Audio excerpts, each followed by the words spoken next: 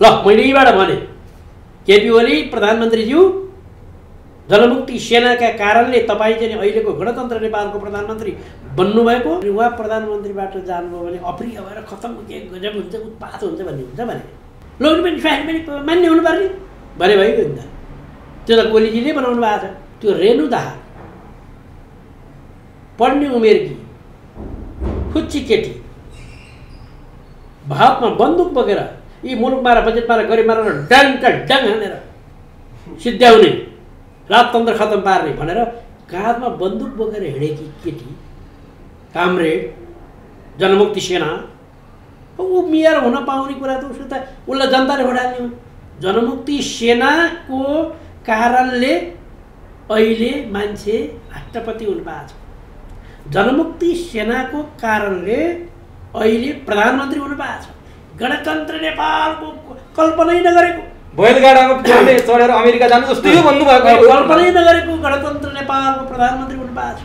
यत्रा शोक साइडमा ढुँडी गरेर हिँड्न पाएको छ। त्यो जनमुक्ति सेनालाई प्रत्येक घाइते प्रत्येक बेपत्ता प्रत्येक अपाङ्गहरूलाई 20-20 लाखको दरले पैसा दिनुपर्छ। दिन्छ केपी ओली आफू नदिने किन दिनुपर्छ? उनीहरूका कारणले यो परिवर्तन आयो।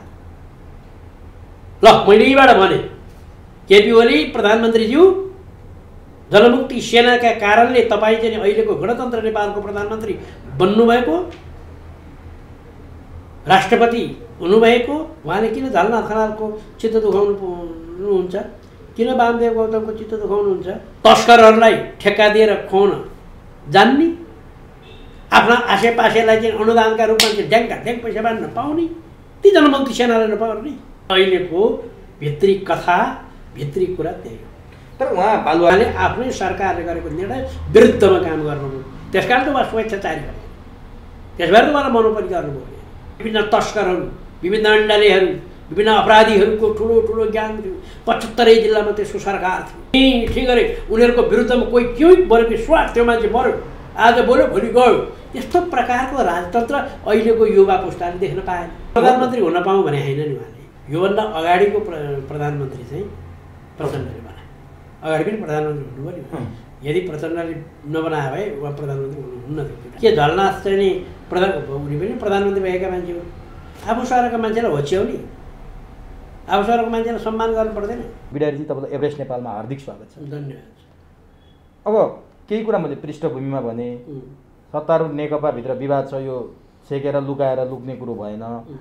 अब के साँच्चीकै नेकपाभित्रको विवाद प्रक्रियामा यानि कि अल्पमत बहुमतको प्रक्रियामा प्रवेश गरे हो। अब त्यो आइरहेको छ। यसले के सुखद नतिजा दिला? यहाँबाट सुरु गरे। नेकपा भनेको कम्युनिस्ट पार्टी भने होइन नेपाल कम्युनिस्ट पार्टी भने।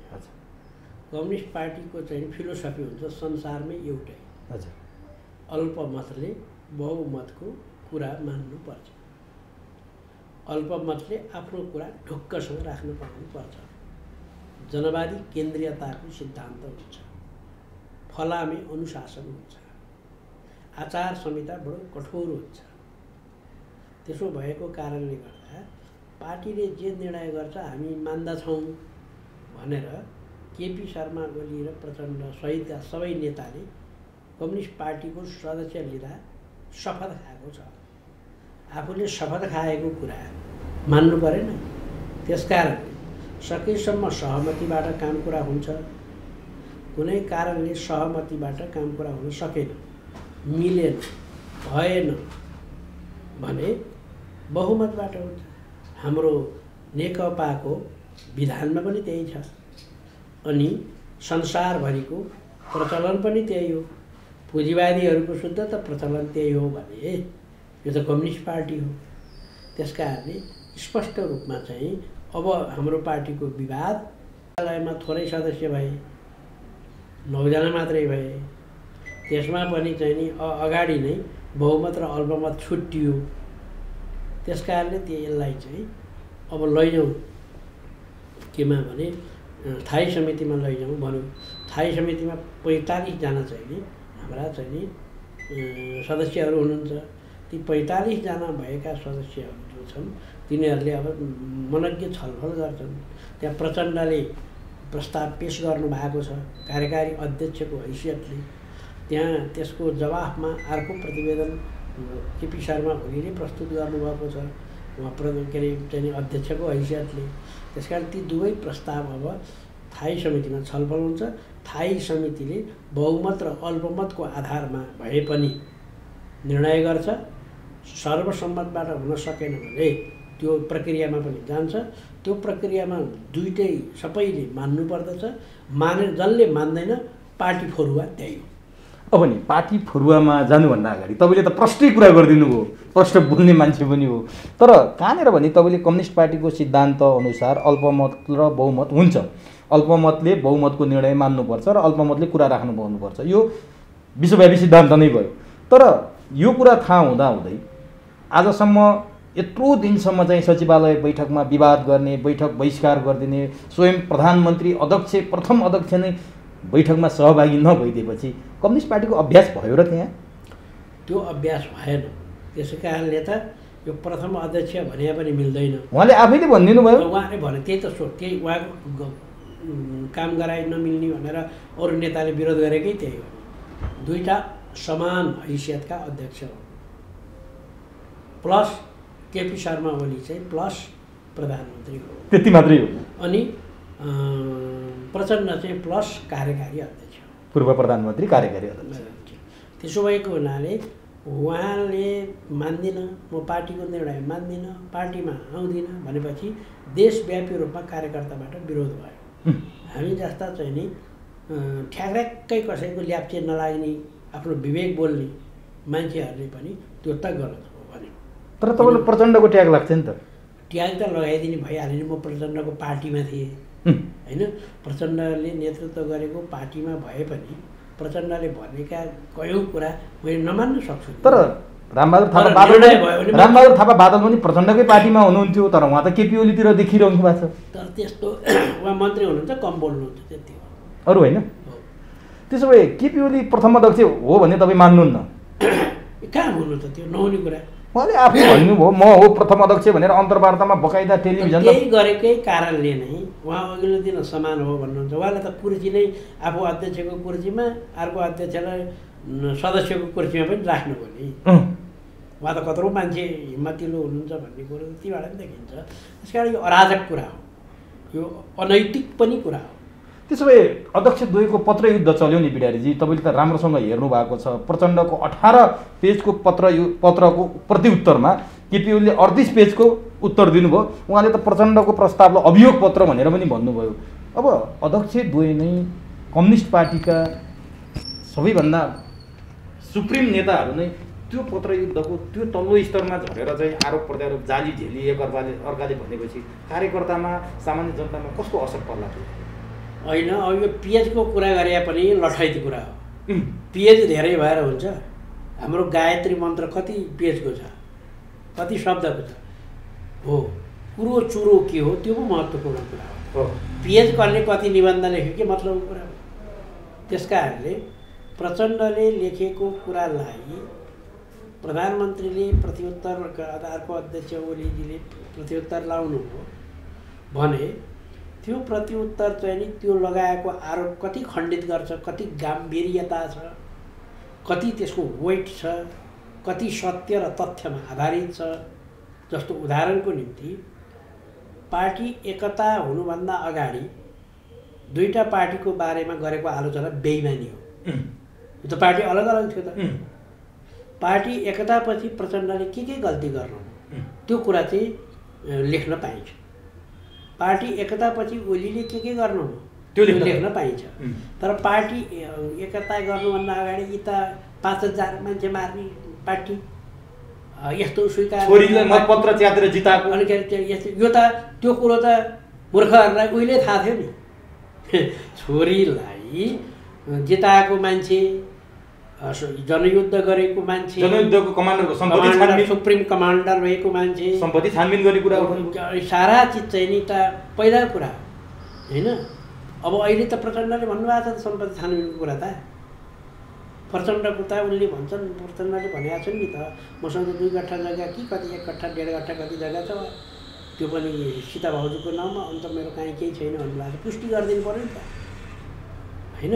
त्यस कारणले मेरो भनाइ के हो भने यो सबै नचाहिने कुराहरू त्यस्तो गरी प्रधानमन्त्री अथवा सबभन्दा पावरमा रहेको मान्छे, शक्तिमा रहेको मान्छेले नै हो नि कुरा मिलाउनु पर्ने। तपाईँको जति जिम्मेवारी छ त्योभन्दा बढ्दा मेरो जिम्मेवारी किन छ भने म अहिले संसदमा सभापति छु एउटा समितिको, त्यसकारण मेरो जिम्मेवारी अलिक बढ्ता हुन्छ। तपाईँ शुद्ध पत्रकार हुनुहुन्छ, तपाईँले सचेत गराइदिइ पुग्यो भने जस्तै केपी शर्मा ओली यो देशको प्रधानमन्त्री हो, हाम्रो पार्टीको अध्यक्ष हो, उहाँको भाषा बोल्दाखेरि उहाँ 1 नम्बरकै अध्यक्ष हो होइन। 1 नम्बरको अध्यक्ष भएर त 1 नम्बरै काम गर्नु पऱ्यो नि त। उहाँले किन झलनाथ खनालको चित्त दुखाउनुहुन्छ, किन वामदेव गौतमको चित्त दुखाउनुहुन्छ, किन चाहिँ नि माधव नेपालको चित्त दुखाउनुहुन्छ, किन नारायण काजीको चित्त दुखाउनुहुन्छ? यिनीहरूकै नेतृत्वमा पार्टी एकीकरण भएको होइन, यिनीहरूकै नेतृत्वमा पार्टी चलेको होइन, सबैले आफ्नो पार्टी चलाएर आएको होइन। त्यस कारणले उहाँको जिम्मेवारी हो त सबैलाई चाहिँ समेटेर लाने। तर उहाँले त म नभएको भए, मेरो नेतृत्व नभएको भए यत्रो सिट पनि आउने थिएन, पार्टी यति धेरै ठुलो हुने पनि थिएन भनेर त्यो पनि भन्नुभएको छ। अरूको त योगदानै दिनु। उहाँलाई त आफूले म उहाँको निर्वाचन क्षेत्रमा चुनावमा गएको थिएँ। हजुर। उहाँले निरङ्कुश राजतन्त्रका नाइकीलाई आफ्नो पार्टनर बनाउनु भएको थियो। जसले हिजो झापामा त्यत्रो मान्छे उतारे केपी जिल्लामा। सुन्नु न, त्यहीँ गएर उनले चाहिँ नि अहिलेको संघीयताको विरुद्धमा, गणतन्त्रको विरुद्धमा, धर्मनिरपेक्षताको विरुद्धमा, समानुपातिक समावेशीको विरुद्धमा त्यत्रो भाषण गरे। केपी ओली ठ्याक्कै जित्ने मानसिकताका रहेछन्, देशव्यापी रूपमा अत्यन्त पपुलर भएको भए त्यो पूर्व चाहिँ राजावादीहरूसँग किन साँठगाँठ गर्नु पर्थ्यो त? तपाईँले राजेन्द्र लिङ्गदेनलाई भन्न खोज्नु भयो? एक्लै जितेर आए भए हुन्थ्यो नि। एक्लै भन्नाले प्रचण्ड त सधैँ थिए, तत्कालीन माओवादी र तत्कालीन एमालेबाटै जितेर आउनु पर्यो। उहाँलाई त्यहाँ नै धुकचुक र धुरमुर थियो, म चाहिँ हार्छु कि क्या हो। आफै जित्दैन भन्ने थियो केपी? नभए आफू जित्दिनँ भनेर त ऊ सब मिलिहाल्छ, न त किन मिल्नु त? काङ्ग्रेसलाई हराउनु होला नि, कृष्ण सिटोलालाई हराउनलाई थियो होइन। काङ्ग्रेसलाई हराउनको त्यो भने त आफू जितेपछि त काङ्ग्रेसले हारिहाल्छ नि होइन। कृष्ण सिटोलाको क्षेत्रमा राजेन्द्र लिङ्गदेनले कम्तीमा नेकपाले समर्थन गरिदियो भने लिङ्गदेनले जितेपछि सिटोला हार्छन् भन्ने होइन। त्यति मात्रै होइन, त्यसो त्यो अपवित्र गठबन्धन थियो। त्यति पनि किन नभने त तपाईँहरूले? त्यो के अब त्यो चुनावको बेलामा त्यही हो, हामी दलीय स्वार्थमा लाग्छौँ भने चुनावको बेलामा यो कुरा गर्नु मिल्दैन थियो। आफ्नो स्वार्थ किन गरी आफ्नो पार्टीको स्वार्थ हेर्नु होइन, किनभने त्यो बेला गरिसक्यो। तपाईँलाई भन्ने नि त्यो नि, म राजेन्द्र लिङ्गदेन मैले भाषण गर्ने सबैमा आएर भाषण गरेँ नि झापामा। नेकपा वक्ता थिएँ म त, नेकपाको वक्ता भएर गएको, अथवा त्यो बेला माओवादी माओवादी र एमालेको मोर्चा थियो। म माओवादीबाट चाहिँ वक्ता थिएँ होइन, केपी शर्मा ओलीको समर्थनमा थिएँ। अब मलाई लगेर कहाँ झोडिदिए भन्दा लिङ्गदेनको मञ्च पनि ठोकेँ। अब भनेपछि त्यस कारणले म तपाईँलाई यति मात्र भन्न खोजेँ, यो कुरा मैले उड्किएको होइन, मैले यति मात्र भन्न खोजेँ कि केपी शर्मा ओलीको कारणले मात्रै हाम्रो अहिले नेकपा बहुमतमा आएको होइन। यहाँ सबैको लगानी छ, सबैको मेहनत छ। केपी शर्मा ओली एउटा क्षेत्रको सांसदको उम्मेदवार हो, अनि उहाँलाई प्रधानमन्त्री कसले बनाएको भन्दा पार्टीले बनाएको। अब यही प्रधानमन्त्रीको पार्टीले बनाउँदा पनि तपाईँलाई याद छ आधा आधा गर्ने भने रहेछ त। किन छोडा? प्रचण्डले छोड्नुभयो, त्यो अब त्याग गरे, पार्टी मिलोस्। त्याग गरे भए त 5 वर्षसम्म सहेर बस्नु पर्थ्यो नि त। फेरि बिचमा चाहिँ उहाँले अहिले प्रधानमन्त्री हुन पाऊँ भने होइन नि। उहाँले अहिले माग गरेको के भने पार्टीलाई सिस्टममा लानु पर्यो, कम्युनिस्ट फिलोसफीमा लानु पर्यो, समाजवाद उन्मुख बनाउनु पर्यो, पार्टीलाई अगाडि बढाउनु पर्यो। पार्टीमा चाहिँ नि काम गर्दाखेरि, सरकारमा काम गर्दाखेरि पार्टीसँग सहमति गर्नु पर्यो। एउटा प्रधानमन्त्रीले वेस्ट मिनिस्ट्रियल सिस्टम अन्तर्गत मन्त्री बनाउन पनि दिनुहुन्न, कहीँ नियुक्ति गर्न पनि दिनुहुन्न, काम गर्न पनि दिनुहुन्न। प्रधानमन्त्रीले आफूले काम गर्न त पाउनु पर्यो नि। दुईवटा कुरा छ, वेस्ट मिनिस्टरियल सिस्टम संविधान अन्तर्गत हो, त्यो पनि ठ्याक्कै वेस्ट मिनिस्टरियल होइन, यो हाम्रो सुधारिएको वेस्ट मिनिस्टरियल हो, सुधारिएको संसदवादी व्यवस्था हो, सुधारिएको संसदीय व्यवस्था हो। यो कहाँ चाहिँ तपाईँको महाभियोग पनि छ, सुनवाई पनि छ होइन। हामीले त त्यस्तो छौँ नि, संसदीय व्यवस्थामा हुँदैन त्यस्तो। न त सुनवाई हुन्छ न त महाभियोग हुन्छ। त त्यसो भएको हुनाले मैले भने तपाईँलाई संसदीय व्यवस्था मात्र होइन, अनि केपी शर्मा ओलीलाई प्रधानमन्त्री कम्युनिस्ट पार्टीले बनायो। मैले अघि पनि भनिसकेँ, कम्युनिस्ट पार्टीको आफ्नो विधान छ। त्यो विधानअनुसार त कम्युनिस्ट पार्टीले भनेको कुरा केपी शर्मा ओलीले नि मान्नुपर्छ, वडा अध्यक्षले पनि मान्नुपर्छ। त्यसकारण कम्युनिस्ट पार्टीको मेम्बर होइन्छ कि मैले पार्टी छोडै भन्नु पर्यो। तर हिजो त तपाईँले केपी ओलीको देवत्वकरण गरेको यो आज चित्त नबुझ्दा माछा मिठा काँडा तिता गर्न त भएन। हामीले देवत्वकरण गरेका छैनौँ। केपी ओलीलाई अनावश्यकमा चाहिँ नि आक्रमण गर्न खोज्नेहरूलाई प्रतिकार गरे। जस्तो उदाहरण दिन्छु नि, म नेपालमा विकास ठ्याक्कै भएन, यो ओली सरकार के पनि गरेन भनेको थियो नि। हामीले त्यो बेला भन्यौँ विकास क्रम सुरु भएको छ, जग बसेको छ, संघीयताको जग बस्यो, गणतन्त्रको जग बस्यो। जग हालेको कुरा त मूर्खले देख्दैन नि, जमिन पनि हुन्छ नि जग त। अनि मूर्खले त के भन्नुहुन्छ भने बाहिरबाट चाहिँ त्यो डिपिसी गरे हुन्छ नि, त्यो मात्रै देख्छ। अच्छा यति बढे काम जल्ल भन्छ उसले, त्यहाँभित्र 20 फुट खनेर, त्यहाँभित्र त्यत्रा टाइपिङ गरेर, त्यहाँभित्र त्यत्रा चाहिँ नि कङ्क्रिटहरूको चाहिँ जोइन गरेर माथि ल्याएको त त्यो मूर्खले देख्दैन। त्यस कारणले प्रधानमन्त्रीले राम्रो काम गर्दैछन् है, जग बसाल्दैछन् भने। अब बिस्तारै सत्ताको माथ चढ्दै गयो। अब म पार्टीको बैठकमा आउँदिनँ, अब म पार्टीले भने मान्दिनँ, म पार्टी फुटाइदिन्छु, म त आवश्यक परे पार्टी फुटाइदिन्छु, आवश्यक परेदेखि चाहिँ म यो चाहिँ सब चाहिँ बिगार गरिदिन्छु। विघटन त गर्न सक्नुहुन्न भन्नु पनि भएको छैन। यो मध्यावधि घोषणा गर्नु प्रधानमन्त्री त्यो पनि भने त मलाई याद छैन। अघि बाहिर हल्ला हो, त्यो मिल्दैन, संविधानले मिल्दैन। संविधानले नमिल्ने काम गर्नुभयो भने उहाँ चाहिँ यो व्यवस्थाको विरोधी हो भनेर आरोप लगाएको छ नि, त्यो पुष्टि हुन्छ। तर नि प्रधानमन्त्री केपी ओलीमाथि प्रचण्डले लगाएका आरोपहरू अराजक, अराजनैतिक, अनौपचारिकमा पार्टी नै विभाजन हुने खालको भनेर प्रधानमन्त्रीले त सचिवालयकै बैठकमा भनिदिनु भयो। त्यो स्तरको आरोप लाउनु भयो। प्रचण्डको आरोप राजनीतिक छैन रे नि त हो। मलाई त्यस्तो लाग्दैन। पार्टीभित्र सबै कुरा खुलस्त हुन्छ। भ्रष्टाचारी भन्नुभयो अरे, गुटवादी भन्नुभयो अरे, विभाजनकारी भन्नुभयो प्रचण्डले भनेको कुरा पार्टीले निर्णय गर्ला। यो त मैले भनिदिन्थेँ अहिले, किन पार्टीभित्र विचाराधीन छ। अथायी कमिटीमा त्यो कुरा छलफल हुन्छ। प्रचण्डले भनेको कुरा परिमार्जन भएर पास हुन नि सक्छ, प्रचण्डले भनेको कुरा हुबहु पास हुन नि सक्छ, प्रचण्डले भनेको कुरा फेल हुन पनि सक्छ। तर प्रचण्ड नेपाल समूहसँग बहुमत छ भनेर नै केपी ओलीमाथि बल प्रयोग गरे, ममाथि बल प्रयोग भयो, सचिवालयमै गयो, स्थायी कमिटीमै भयो, त्यो स्थायी कमिटी रत्तिउली हो भनेर भनिदिनु भयो केपी ओलीले। त्यो उहाँको मूर्खाइ हो। अनि कसरी हुन्छ त एकता अब? पार्टीको निर्णय अनुसार हुन्छ। केपी ओलीले मान्नु भएन भने? मान्नु भएन भने जानुहुन्छ। फोडेर कि निकालिदिनुहुन्छ तपाईँहरूले? निकाल्ने भन्ने हुँदैन। कसरी जानुहुन्छ त? पदबाट जानुहुन्छ, अर्को चाहिँ पद। अनि अर्को पार्टी बनाइदिनु भयो भने? बनाउनु भने उहाँको कुरा हो। पार्टी फर्या त्यत्रो जनताले चाहिँ पत्याएर तपाईँहरूले 2/3 निकटको मत दिएको, स्थिर सरकार हुन्छ, विकास हुन्छ, त्यसपछि समृद्धि। त्यही कुरो भएन भने त पार्टी एउटै भएर के काम गर्यो? तपाईँले जे कुरो हुन्छ भने हो, त्यो कुरो भएन भने पार्टी एउटा भयो नि काम भएन, पार्टी 20वटा भयो नि काम भएन। त्यसो भए फुटोस् भन्ने तपाईँहरू? फुटोस् भन्ने छैन। पार्टी फुट्नु हुँदैन, फुट्दैन। हरेक दिन घरमा झगडा भयो श्रीमान श्रीमतीको भनेपछि उपाय त कि कानुनी रूपमा डिभोर्स गर्नु पर्यो कि समाज राखेर छुट्टा भिन्न हुनु पर्यो। तपाईँहरूको घर त, तपाईँहरूको पार्टी त सधैँभरि झगडा गर्ने श्रीमान श्रीमतीको झगडा हुने घर जस्तो भयो क्या। अब के गर्ने त? कानुनविद पनि हो तपाईँ। त्यस कारणले मिलाउँदैछौँ। स्थायी कमिटीले मिलाइदिन्छ। त्यो मिलाइदिने भनेको कहिलेकाहीँ पुलिस प्रशासन र समाजले पनि मिलाउन सक्दैन नि बुढाबुढीलाई। नमिलायो भने पारापाचुकी नमिलायो भने बिग्रिन्छन्, पारापाचुकी पाउँछन्। त्यो कतिको सम्भावना छ पारापाचुकी हुने? पारापाचुकीपट्टि जाँदैन जस्तो लाग्छ मलाई। अब नि अर्को एउटा कुरा, महत्त्वपूर्ण कुरा सोध्न मन लाग्यो मलाई। जस्तो अघि तपाईँले केपी ओली नेपाल कम्युनिस्ट पार्टी नेकपाले बनाएको प्रधानमन्त्री हो, पार्टीको कुरा मान्नुपर्छ भन्नुभयो।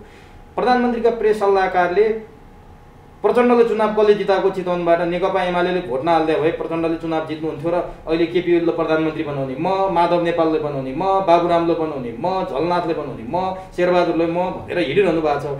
यदि गएको चुनावमा एमाले भोट नहाल्ने भए जित्नुहुन्थेन। उहाँ सिराबाट झलनाथले हारेकै हो, काठमाडौँ 10बाट प्रचण्डले चुनाव हारेकै हो भनेर बडो भन्दै हुनुहुन्थ्यो क्या सूर्य थापाले। यसलाई के भन्ने त?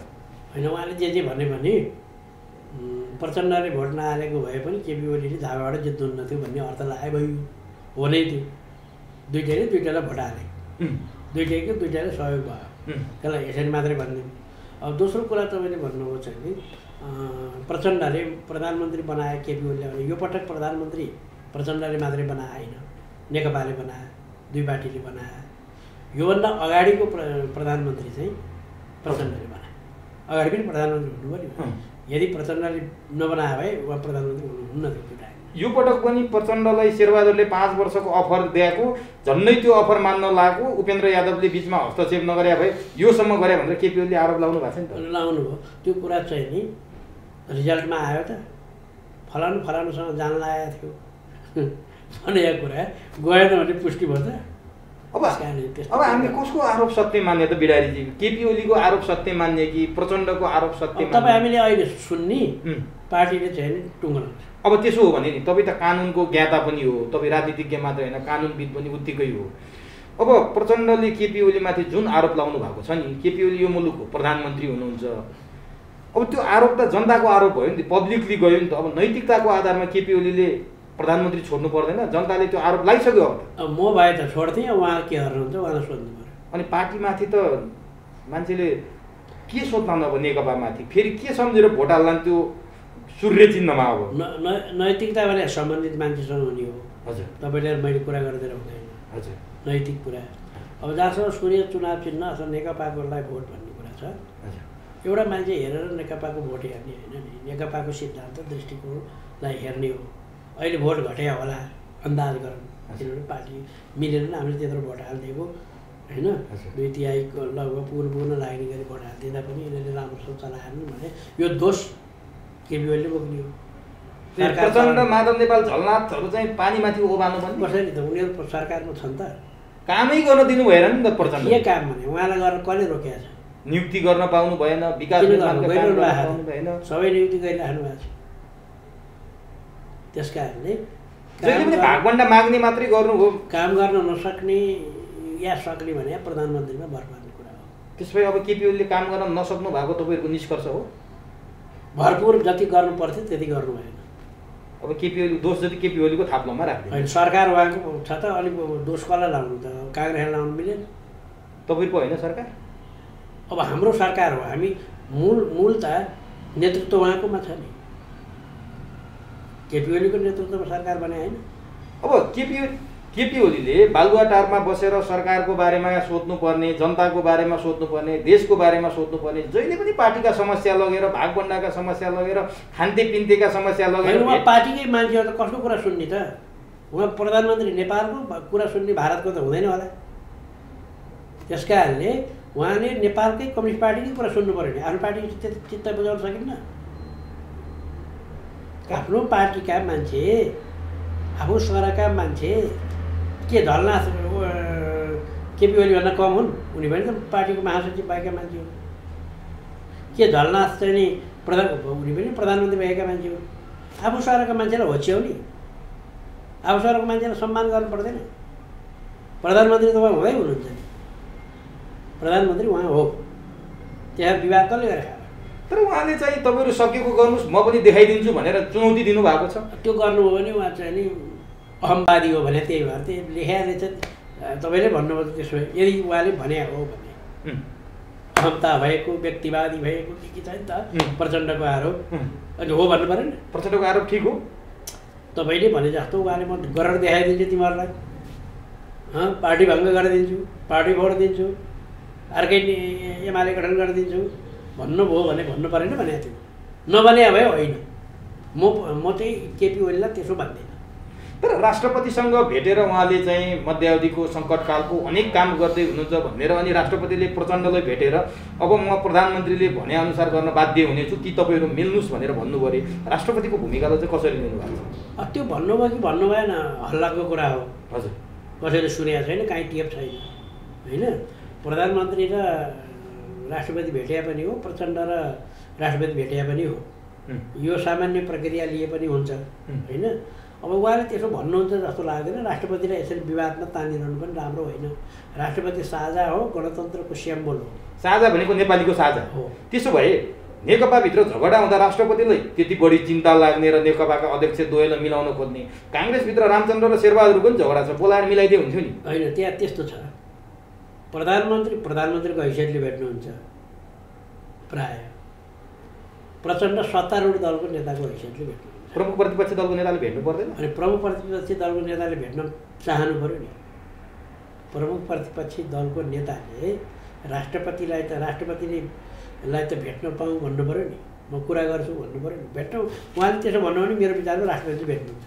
तर सामान्य एउटा मन्त्री गिरिराजमणि पोखरेललाई नि भेटाएर राष्ट्रपतिले प्रभावित पार्न खोज्नु भएको छ, गृहमन्त्रीलाई भेट्नु भएको छ, नेकपाका नेता ईश्वर पोखरेललाई यसरी भेट्दाखेरि मान्छेले कुरा गर्न थाल्यो। त्यो मेरो एउटै छोटकरी कुरा छ यसमा, राष्ट्रपति देशको हो, कुनै दलको होइन। राष्ट्रपति गणतन्त्रको प्रतीक हो, राष्ट्रिय एकताको प्रतीक हो।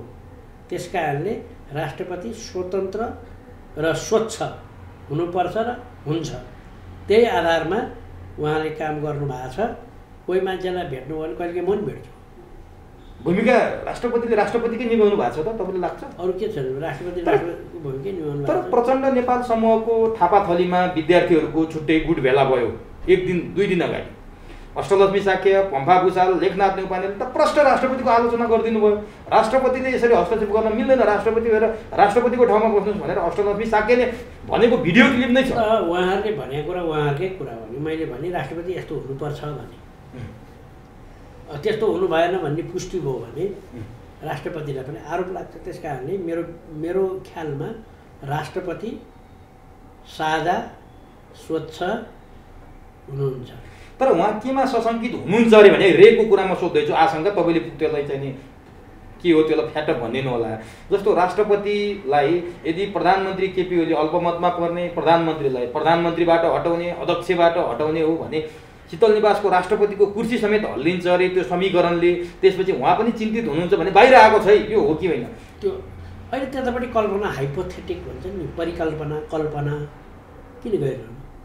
एउटा 1 नम्बर पार्टी फुट्दैन, 2 नम्बर नेकपाको सरकार जाँदैन, नेकपाको सरकार भने होइन, 3 नम्बर राष्ट्रपतिलाई कुनै प्रभाव पर्दैन, 4 नम्बर अहिलेको व्यवस्थालाई कुनै प्रभाव पर्दैन। अब स्थायी कमिटीले अप्रिय निर्णय गर्ला। ल के अप्रिय भने? अप्रिय भने प्रचण्डको प्रस्ताव पास भयो, ओलीको फेल भयो भने अप्रिय होइन नि, प्रिय नै। ओलीले नैतिकताको आधारमा छोड्नु पर्दैन र अब छोड्नु के ठुलो गर्दा ओलीजीले दुईटै पद छोड्दैन मेरो बटम लाइन भन्नुभयो। होइन, 3 वर्ष प्रधानमन्त्री खाइसक्नु, चलाइसक्नु, देशमा 2 पल्ट प्रधानमन्त्री भइसक्नु, बिरामी हुनुहुन्छ। डे टु डे चाहिँ सक्षम रूपमा चाहिँ काम गर्नलाई कहिले अस्पताल भर्ना, कहिले के भए, कहिले के बिरामी हामीले देखिरहेको। किडनी हालेपछि त उहाँ स्वस्थ हुनुहुन्छ नि। त्यस्तो हो। अब 3 वर्ष गरिहाल्नु, अनि उहाँ प्रधानमन्त्रीबाट जानुभयो भने अप्रिय भएर खतम के गजब हुन्छ, उत्पात हुन्छ भन्ने हुन्छ भने उहाँ जानुभयो भने सुन्नु, उहाँ जानुभयो, उहाँले छोड्नुभयो भने नेकपाकै अर्को प्रधानमन्त्री हुन्छ। अनि काङ्ग्रेसको मान्छे प्रधानमन्त्री हुँदैन। उहाँले सुख शान्तिले बस्न दिनु होला अर्को नेकपा। त्यो नदिनु त उहाँको कुरा हो, दिनुपर्छ भन्ने हो। किनभने उहाँले 3 वर्ष गर्नुभयो, अब अर्को नेताले चाहिँ 2 वर्ष गर्छ के ठुलो कुरो। विगत सम्झिम न त, झलनाथ खनाल प्रधानमन्त्री भएको बेला उहाँले हटाएको कुरा उहाँले कति तिगडम गरेर झलनाथलाई हटाउनु भएको थियो आफ्नै पार्टीको। हो त, त्यस्तो गर्नुहुन्न त। अब केपी ओली पनि हट्नुहुन्न भने हो नि, 5 वर्ष त केपी ओली हट्नुहुन्न भने पार्टीले हटाउँछ भने हट्नु पर्यो। उहाँलाई प्रधानमन्त्री पार्टीले बनायो। हजुर, अब जसले प्रधानमन्त्री बनायो उसले हटाउनु पनि सक्छ।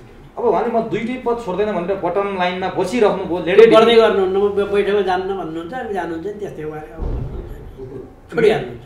अब मिल्छ पार्टी फुट्दैन, कसैले पनि छोड्दैन पार्टी। केपी ओली सन्तुष्ट भएर राख्न सक्दैन। केपी ओली प्रधानमन्त्रीबाट हट्नु भएछ भने पनि, छोड्नु भएछ भने पनि पार्टी छोड्नुहुन्न।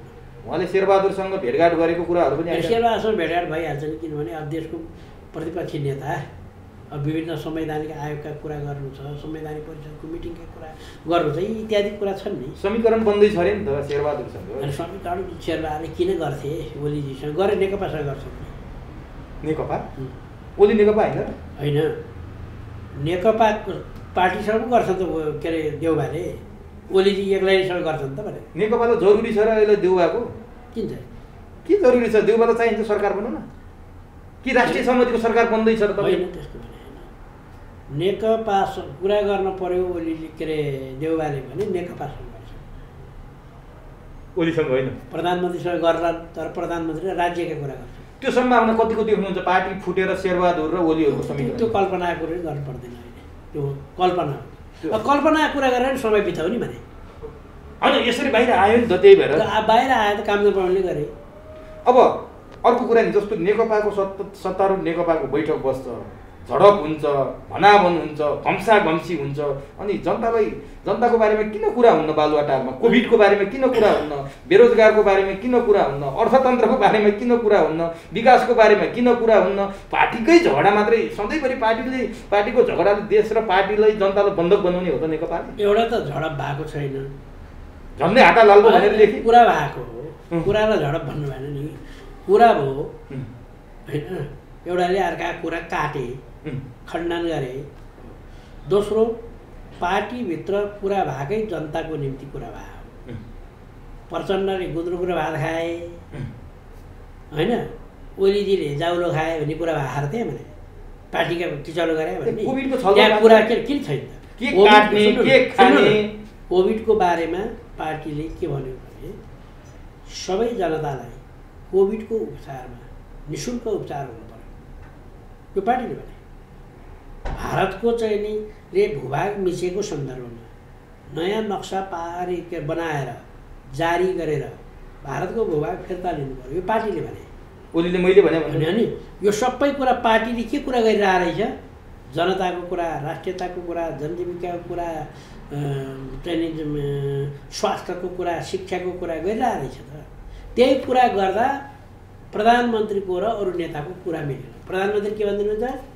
अब चाहिँ ड्याममा शुल्क लिइन्छ बा, यो फेरि गरेन होइन। अब पार्टी के भन्छ? यो त फ्री गर्नु पर्यो भनिदिन्छ। मिलेन नि कुरा, झगडा अनि भनाभन। त्यस्तै तपाईँको चाहिँ नि यो पिसिआर टेस्ट निःशुल्क हुनुपर्छ, पार्टी भन्छ होइन निःशुल्क हुन्छ, पैसा लिनुपर्छ उहाँ भनिदिनुहुन्छ। त्यस्तै अब विभिन्न ठाउँमा, विभिन्न जिल्लामा चाहिँ नि बसेका चाहिँ नि क्वारेन्टाइनहरू, आइसोलेसनहरू, अस्पतालका निजी अस्पतालहरू, यो सम्पूर्ण कुरालाई एकीकृत गरेर जनतालाई चाहिँ नि उपचार गर्नु पर्यो, पार्टी भन्छ। त्यस्तो कहाँ गरेर चाहिँ आफ्नै घर आइसोलेसन राख्ने, आफ्नै घर क्वारेन्टाइन भयो नि, ती भयो नि, मर्न आयो भने आउने सरकार भनिदिन्छ। त्यस कारणले सरकारको र पार्टीको कुरा मिलेन र पार्टीले जनताको कुरा गरे हो, पार्टीका चाहिँ नि पारिवारिक कुरा गरे हो। तर खै बेरोजगार कसरी हटाउने, रोजगारी कसरी सबै छन् भने कति भन्ने मैले तपाईँको हरेक विषयमा। अब चाहिँ नि भ्रष्टाचार गर्यो, पार्टीले भन्यो भ्रष्टाचार गर्ने, भ्रष्टाचारीहरू कारवाही गर्नु पर्यो। ट्रान्सपरेन्सी इन्टरनेसनलको त भन्यो रिपोर्टै अस्वीकार गर्नु के पिउले हो त, गर्नुमा त के गरे? त्यस भएर पार्टीले तपाईँले कुरा उठाउनु किन गरे भनेर त्यस भएर पार्टीले त्यही कुरा उठाउँछ। यो सरकार भ्रष्टाचार न्यूनीकरण गर्नमा पनि सक्षम भएन भने के त? प्रचण्डले भने त्यही हेर्नु नि, प्रचण्डले पेस गरेको राजनीतिक प्रतिवेदनमा के काम भएन ती लेखेको छ नि।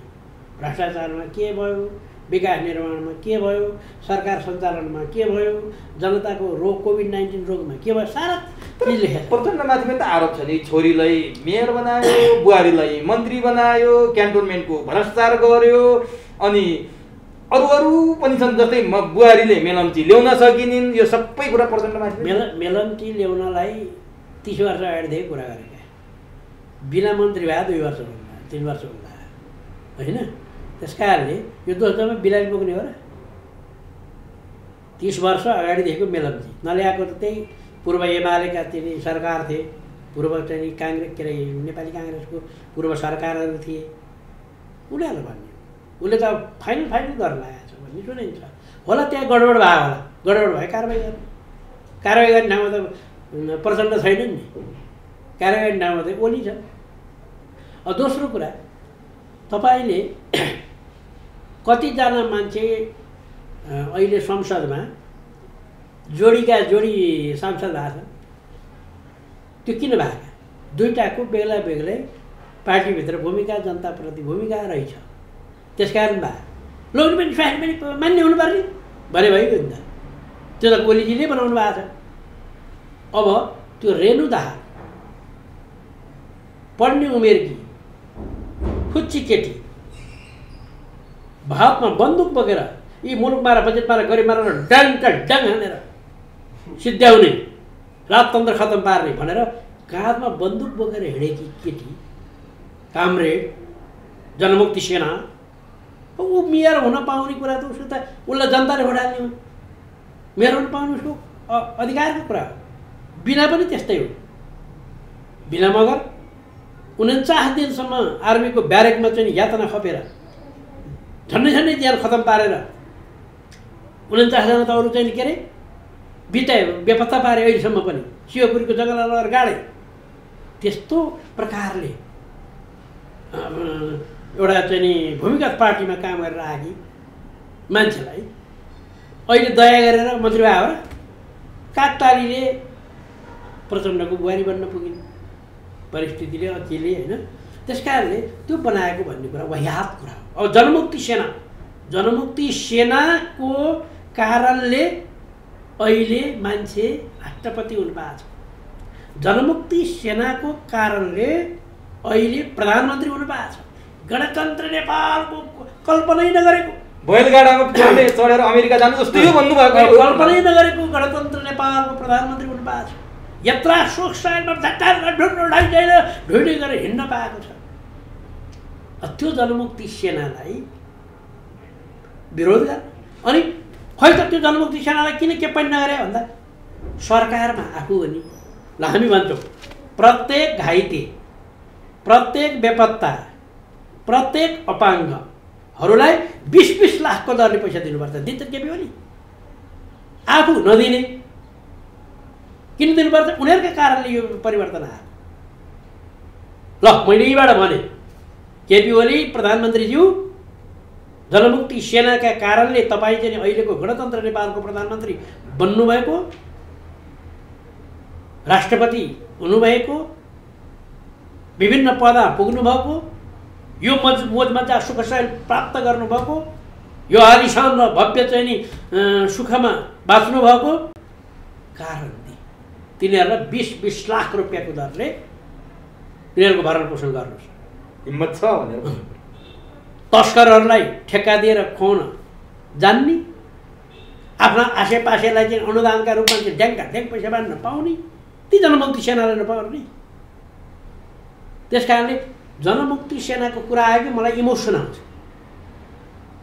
तिनीहरूको विरोधी, तिनीहरूलाई के पनि नगर्ने, तिनीहरूलाई के पनि दिनु हुँदैन भन्ने को? अब जनमुक्ति सेनाले बुझ्नु पर्यो प्रचण्डले नसकेर,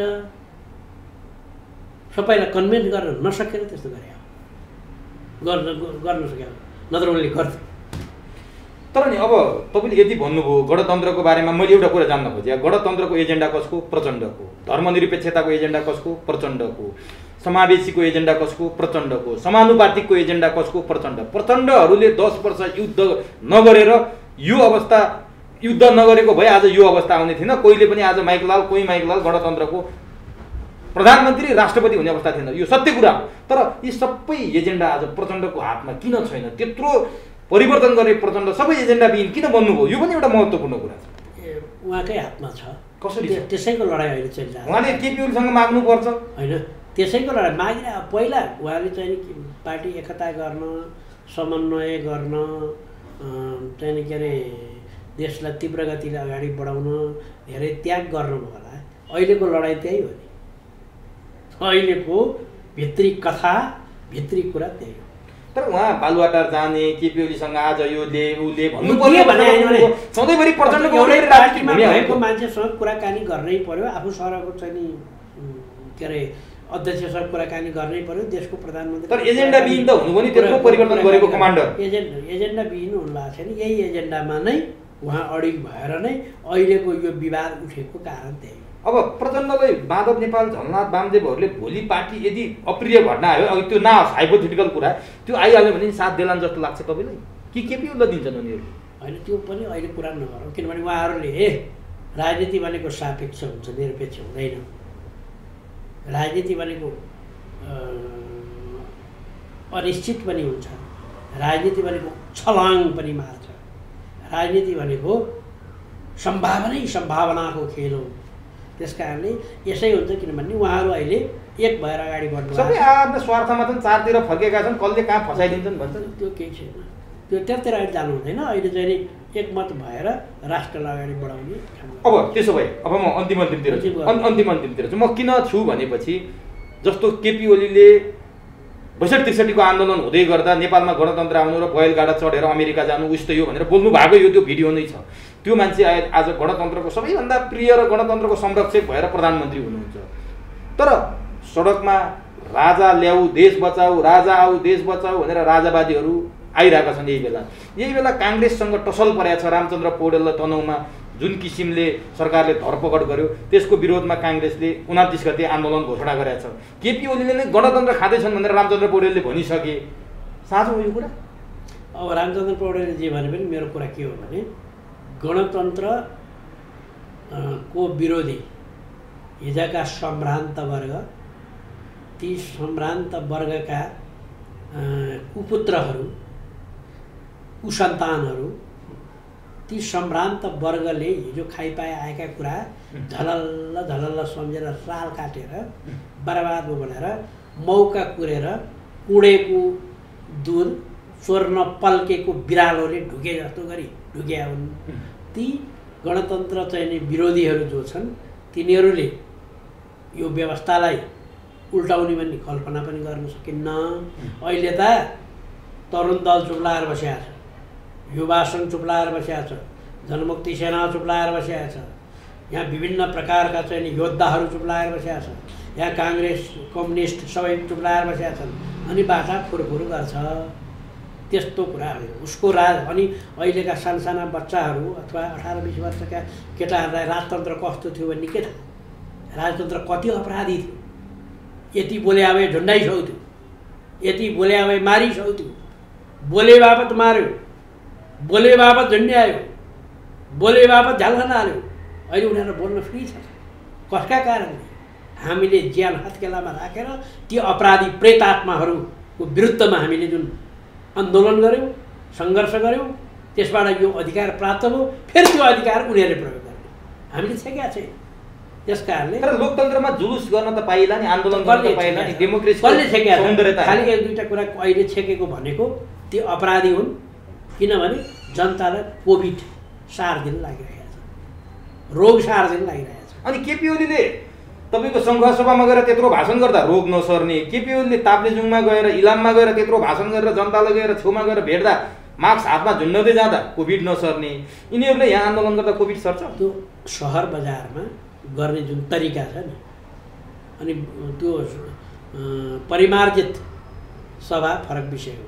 केपीजीले त्यो गरे पनि गलत हो, गर्नुभयो त गलत हो भने त मैले गलत हो। उहाँले आफ्नै सरकारले गरेको निर्णय विरुद्धमा काम गर्नुभयो, त्यस कारण त उहाँ स्वेच्छाचारी भयो, त्यसबाट त उहाँलाई मनोपनि गर्नुभयो।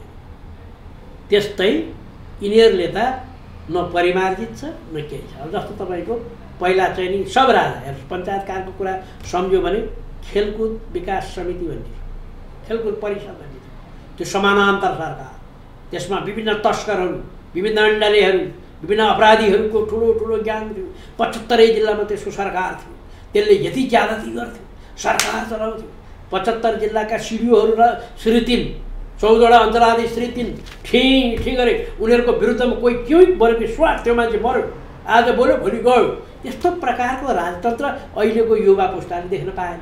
अहिले पनि सरकार यतिले चलाइरहेको छ भन्छ। हो, अब तपाईँ सुन्नुहोस्, त्यो चाहिँ अहिलेको सिडिओ के गर्छ जनतालाई? अहिलेको चाहिँ नि अहिलेको सिडिओले निषेधाज्ञा जारी गरेर रामचन्द्र पौडेल पक्राउ गर्यो, त्यत्रो लोकतन्त्रको लागि लडेको। त्यो कुरा अब रामचन्द्रजीले त्यो नगरे भए हुन्छ। त्यसमा पनि दुवैको गल्ती छ जस्तो लाग्छ मलाई। म रामचन्द्रजीको के अरे विरुद्धमा नि छैन यसमा। 2-3 वर्ष अगाडि 4-5 वर्ष अगाडि बनेको पुल उद्घाटन अहिले कोभिड भएको बेला किन जानु पर्यो? त्यहाँ फेरि चाहिँ प्रदेश सरकार छ, सङ्घीय सरकार छ, सारा मन्त्री छन् होइन, इत्यादि छन् नि। एउटा लोकतन्त्रको लागि आजीवन लडेको मान्छे त्यो पुलमा उद्घाटन गर्न अहिले जानुपर्ने उहाँलाई नि थिएन। उद्घाटन गरिहाले पनि बर्बादै गयो, राज्य लयो भने जस्तो गरी अर्को पक्ष चाहिँ नि त्यहाँ चाहिँ नि झडप गर्न जानु पनि आवश्यक थिएन।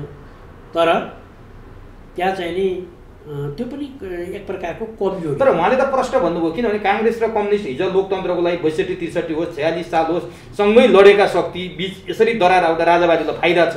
उहाँले भन्नुभयो, केपी ओलीले सबैले फोन गरे, माधव नेपालले फोन गर्नुभयो, प्रचण्डले फोन गर्नुभयो, केपी ओलीले मलाई एकल फोन समेत गरेनन्। केपी ओली लोकतन्त्रवादी होइनन्, गणतन्त्रवादी होइनन्, यिनी गणतन्त्र र लोकतन्त्र प्रजातन्त्रको लागि जेल बसेनन्, यिनी त व्यक्ति हत्यामा जेल बसे हुन् भनेर रामचन्द्रले भनिसकेपछि कहाँ पुग्यो त कुरो? होइन, रामचन्द्रले भनेको कुरा अकाट्य हुँदैन।